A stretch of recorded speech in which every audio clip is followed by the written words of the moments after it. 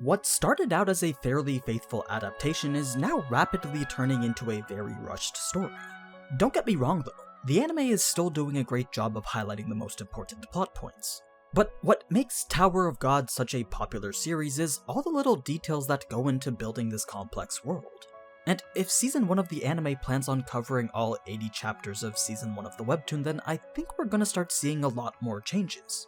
So let's continue our cut content series and take a look at all those small details and skipped scenes that we missed out on.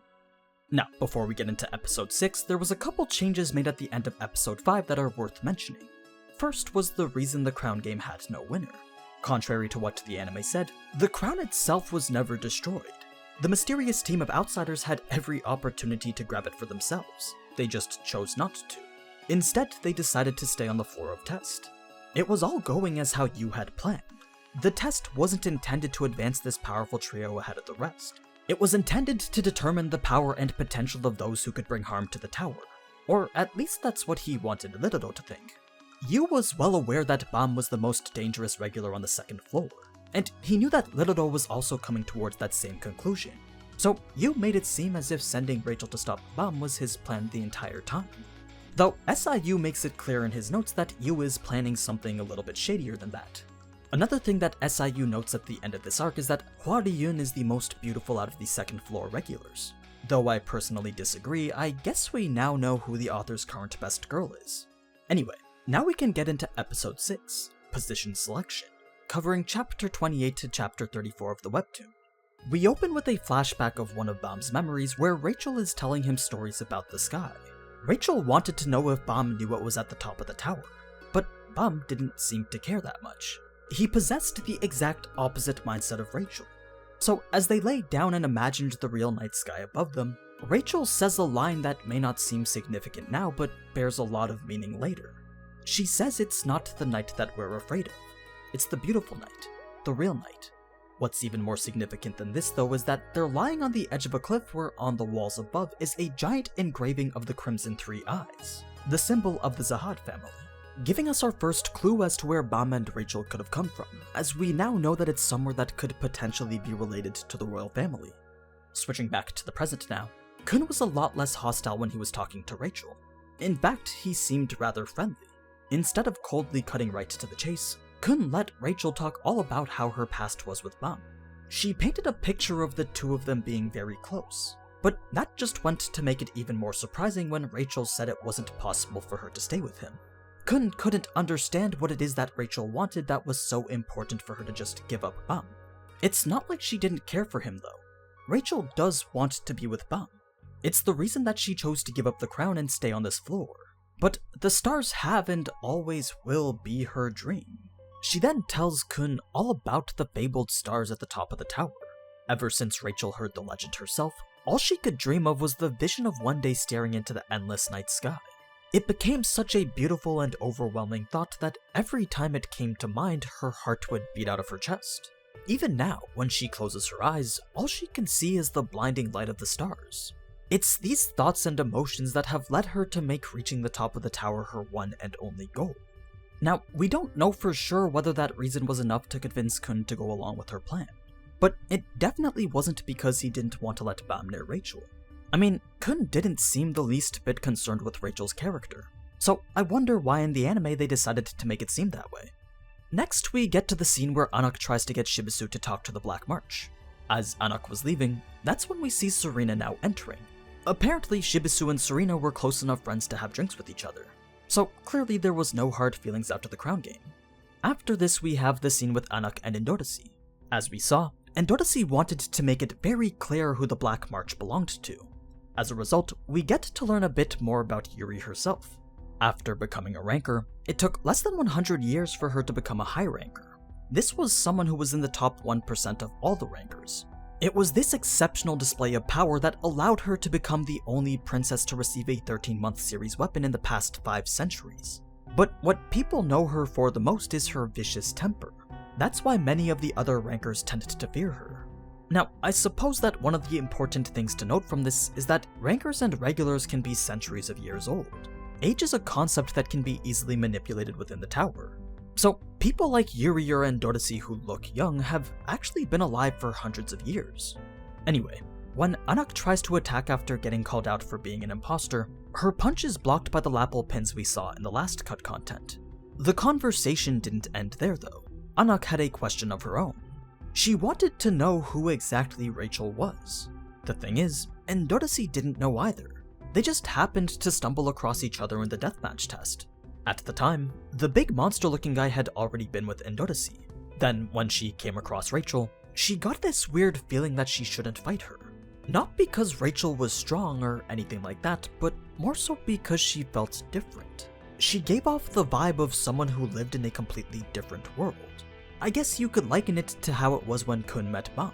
The distinct presence that both Rachel and Bam possessed made the ones who met them want to keep them close. Now, 3 days after the crown game ended is when the position test began. Each of the regulars were assigned a basic position, these being roles that each member of a team would take on if ever fighting a battle. It's a concept that I'm going to discuss in depth in a separate video, so don't worry if right now you're confused as to what those positions mean. But anyway, technically the evaluation for the position tests had already been going on. You see, the goal of this test was to gain the most points in the position that you were assigned. Points are given based on a regular's success in their training as well as the results of their final tests. But what the regulars didn't know was that points had already been given out based on their performance in the previous tests. During those examinations, not only was every regular's viability for each position being assessed, but also their overall potential in it. Extra points were also given to the regular who performed the best in each test. If you were one of the regulars chosen, then you gained the title of best seed for your assigned position. So, because there had already been 4 tests, that means 4 best seeds had been determined. In the deathmatch test, Rachel's ability to ally with 2 of the strongest regulars displayed her uncanny charisma. So, she was considered to be the best performer there and as such gained best seed in the Lightbearer position. Anak displayed a significant level of Shinsu resistance during Lidodo's test, so she was given best seed for the Fisherman position. Shibisu showcased a high level of deductive skills when he was the only one to perfectly solve the door test. So, to everyone's surprise, he was given best seed in the Scouts. Then finally, Kun's affinity for strategy and manipulation was very clearly highlighted in the crown game. So, he also got a best seed for the Lightbearers. Now, here's the full list and rankings of every regular and the position that they were assigned to. What the anime didn't mention was that only a limited number of people for each position could pass the final test. You can see what that limit is by looking at the number in brackets at the top of each list. Only those who rank the highest with their points at the end will be the ones chosen to pass. It was clear that every point mattered when it came to such a competitive test, especially when attendance was a factor being considered when distributing points. If Bam was to miss any of his classes, then that definitely would have been a detriment to his already low ranking within the wave controllers. This was something that Bam was actually concerned about. When he woke up and heard that testing had begun 2 days earlier, he immediately wanted to know if he failed. Only after finding out that his classes were delayed did he start to ask about Rachel. That didn't mean that Rachel was secondary though. He still cared more for her than anything the tower could provide. Not only that, but Bam wasn't so naive as to just simply believe the lies that Kun made up. He knew from the beginning that Rachel would try something like this to get up the tower without him. What he just couldn't understand though was why the stars were so important. It was a mutual feeling of misunderstanding that both Bam and Rachel had towards the other. Neither could truly comprehend why the other was going to such lengths to achieve their goals. Regardless, Bam wasn't going to let go of Rachel so easily. Continuing on with the test now, the first wave controller class gave us a lot of information on Shinsu itself. Yes, it is a godlike power, but more than that, it's pretty much what allows the world to be what it is. It gives the residents of the tower life, it allows them to breathe, and it's what constitutes every bit of energy produced. Yuga made it seem as if nothing was possible without Shinsu. In a way, he could very well be right about that. With Shinsu, anything was possible. You could create light, water, or fire, manipulate it any way, shape, or form you want as if you yourself were a god. Of course, something so powerful requires an immense amount of training to control. To put into context how powerful it was, Yuga made it clear that he could use his Shinsu to kill every regular in the room, all within no more than 5 seconds. It's for that reason that a regular required permission from the floor's administrator to be able to manipulate Shinsu themselves. I know we saw people doing it with the help of an item, But using an item to manipulate Shinsu was a different situation. Those items were already approved to do so at the workshop they were built, so anyone could use those items to manipulate Shinsu without permission. Using any more than that required a contract with the administrator. As we saw, contracts were made via the pockets. E-ranked pockets let you make contracts with administrators up to the 40th floor. Anything after that required a higher ranked pocket. But considering that Bam had an A-rank pocket, that probably won't be too much of an issue. Now, the contract process itself wasn't too different. The only thing left out was the administrator taking a moment to check if Bam was qualified to control Shinsu. Upon doing so, the administrator gave a brief look of shock. A very short instance of surprise that would have made the line about the contract being a shackle make more sense. After this, we have an interaction involving Ho, Bam, and Lore that was completely changed. There wasn't anything about being exhausted or Ho putting up a facade to make it seem as if he was better than Bam. Instead, Ho seemed as if he was genuinely trying to help Bam out. Understanding how Shinsu worked wasn't something that was so easily done. Besides, knowledge itself wasn't good enough to make someone proficient at controlling it. The key to Shinsu manipulation lied in a person's talent, and Ho was certain that Bam was talented enough to excel at it. That's when Ho showed Bam the limits of his own talent. All he could do was muster up a single ball of Shinsu. It wasn't anything special, and certainly not practical enough to use in combat. Even Laure agreed that Ho's placement into the wave controller position was a little bit surprising. I mean, Laure was already well aware of the full extent of Ho's potential, and unfortunately it very clearly wasn't anything close to talent. As Bam heard this, he tried to make Ho feel better. Surely there must be something Ho could use to show his talents. But just to further highlight the stark contrast between them, Laure quickly teaches Bam to do the exact same skill that Ho just displayed. He told Bam to imagine the world itself gathering as a circle in his hand. Sure enough, merely moments after being instructed on how to do it, Bam was able to replicate Ho's skill. That's exactly what talent was. This was a pretty big deal because learning any particular skill with Shinsu takes years and years of practice. This was the first scene to highlight just how much potential Bam possessed.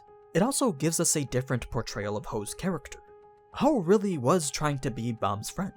Only after realizing how big the gap between them really was does he start to become envious. Next, we get to the Spare Bears class. Unlike in the anime, Rak was initially very confident that he could hit the target, but that confidence soon turned to embarrassment as he missed his shot completely. It was a feeling that only became worse when the big guy from Rachel's team hit the target right after. And just to highlight how big this guy really is, here's Rak's height in comparison. Switching back to the dorms now, Shibisu and Hats were trying to get 10 friends to sign for their scout test. As tensions were rising between Hats and Kun, Shibisu tries to de-escalate the situation by having the two get to know each other. So Kun decided to be all arrogant and introduce himself as the son of a noble family, almost as if he was trying to use his family name to make himself appear better than Hats. It was rather odd behavior for someone who was usually so composed, and it's what made Hats respond with the comment about his earrings, which, for the record, is apparently a big trend where Kun grew up. Shibisu then gets Hats to give his own introduction. We learn that Hats is only 18 years old and grew up the son of a swordsmith. The whole seppuku comment that we see in the anime was Kun just trying to make fun of Hats' family's old-style traditions. The two just kept going back and forth with each other. They clearly weren't planning on becoming friends. Only after Bam talks about his own past does Kun change his mind. Bam's story of never having a family or place to call home made Kun recall what Rachel said about Bam being this lonely boy. He had lived his entire life alone. So now that he finally had the opportunity to change that, Kun felt he shouldn't be the one to prevent it. After this, there was a panel with Rak that I wasn't entirely sure how to interpret. I don't know if he's sneaking in or sneaking out or even just training himself by climbing. But whatever it is, I think I'll just leave it for you guys to try to figure out. Now, the scene where Rachel has the dream with Bam wasn't supposed to take place in the cave that they came from, but rather beneath an open night sky filled with stars. Normally, this wouldn't be something that I'd point out, but I think that the imagery used here was meant to show contrast between the two most important things in Rachel's life. In the webtoon, at first Rachel was by herself enjoying the night sky. Remember, Rachel has mentioned that her dreams are always overwhelmed by the beautifully blinding lights of the stars. Yet here she was dreaming of them yet again, only to have their light be dwarfed out by Bam's. It's as if the more friends Bam made, the brighter he shone. and that seemed to ruin what was once Rachel's perfect dream. Something else was now brighter than that once unbeatable glow of the stars, and at the center of it was Bam. It's a scene in which this comparison can only be made if the stars are there, but for some reason the anime decided not to include it. Next we have the cafeteria scene where we get to learn a bit more about Best Girl Endorsi. Unlike in the anime, she wasn't the one who made the initiative to try to sit with all the others. In fact, she found it rather weird that competing rivals would hang out together. She would have sat on her own had she not taken Bam's meal on accident. When she went to go switch it, it was Bam who insisted that they eat together, an offer that she found very difficult to refuse. So, while at the table, the current conversation was about how Hutz still needed to find 2 more people to be his friend. As you'd expect, Bam's first thought was to just ask Endorsi. The way Bam put it made it seem as if he was trying to put the 2 on a date, to which Endorsi had to decline since it was something her family didn't allow.